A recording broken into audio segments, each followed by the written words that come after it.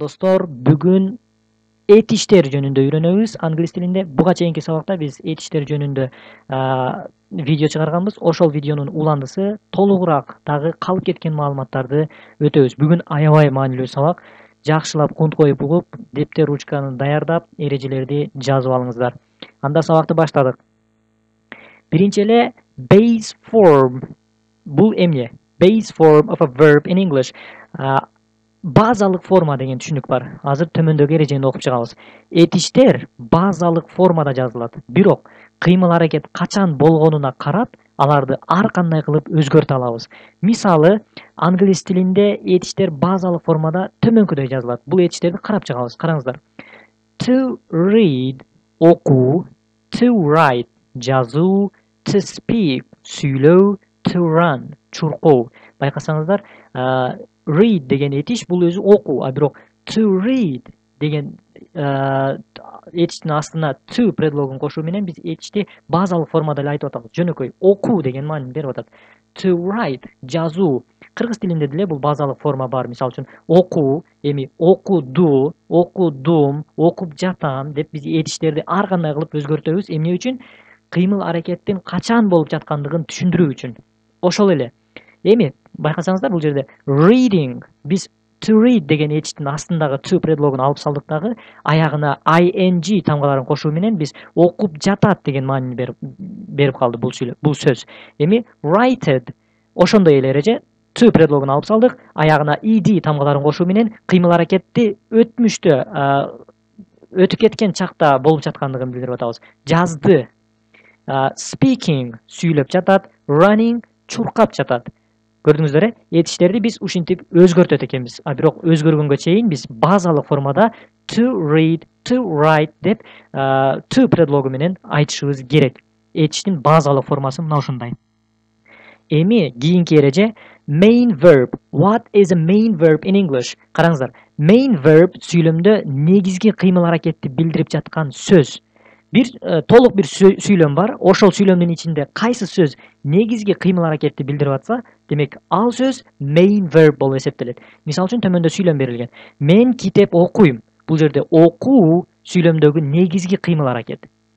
Кийинки сүйлөм. Ал бүгүн мектепке барды. Барды бул жерде сүйлөмдөгү негизги кыймыл аракет.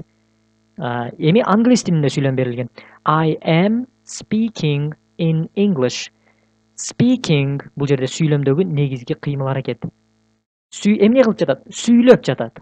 Көрдүңүздөр, Эми I watch TV. Мен телевизор көрөм. Watch көрүү. Демек бул сүйлөмдөгү негизги кыймыл аракет. Мына ушундай. Эми main verb негизги этиштер болгондон кийин, албетте, жардамчы этиштер дагы болот. Алар англис тилинде auxiliary verbs деп аталат. Auxiliary verbs же болбосо helping verbs деп дагы айтышат. Айырмасы жок, кандай жаттасаңыздар ошондой боло берет. Көбүнесе auxiliary verbs деп аталат. Булар жардамчы этиштер. Кыймыл аракеттин качан, кайсыл убакта болгонун билдирүү үчүн негизги этишти өзгөртүп коюу жетишсиз. Жогоруда айтып өттүк, кыймыл аракеттердин мезгилин жана алар терс же суроолуу болгон учурларда биз этиштерди өзгөртүп салабыз. Ошентип биз кыймыл аракеттин мезгилдерин өзгөртөбүз деп. Бирок анын өзү жетишсиз. Бизге сөзсүз түрдө жардамчы этиштер керек болот. Ал үчүн бизге жардамчы этиштер керек болот. Алар to be, am, is, are бул жөнүндө өзүнчө тема кылганбыз. Буга чейинки биздин алгачкы сабактарыбызда сөзсүз түрдө көрүп чыгыңыздар. Эгер көрбөгөн болсоңуздар, have, had, do, must жана башка ушул сыяктуу жардамчы этиштер бар. Булар бизге жардам берет. Эмне үчүн? Кыймыл аракеттин убактысын өзгөртүү үчүн жана ошондой эле суроолуу, терс сүйлөмдөрдү түзүү үчүн бизге жардам берет. Мисалы үчүн төмөндө сүйлөм бар. She is reading a book. Ал китеп окуп жатат. Ушул сүйлөмдү талдап көрөлү. She бул кайсы сөз түркүмүнө кирет? She бул pronoun, ал. Pronoun деген эмне эле? Ат атооч.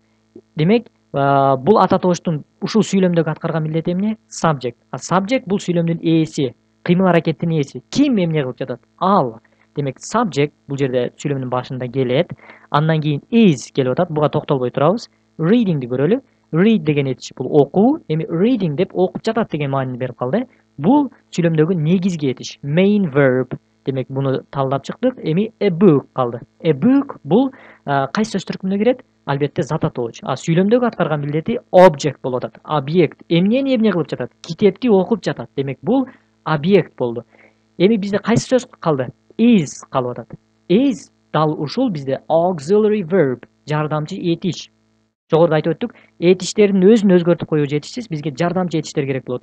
Ушул кыймыл аракет азыр болуп жаткандыгын түшүндүрүү үчүн бизге жөн гана read этишине жардам берүү үчүн бизге is to be этиши келип атат.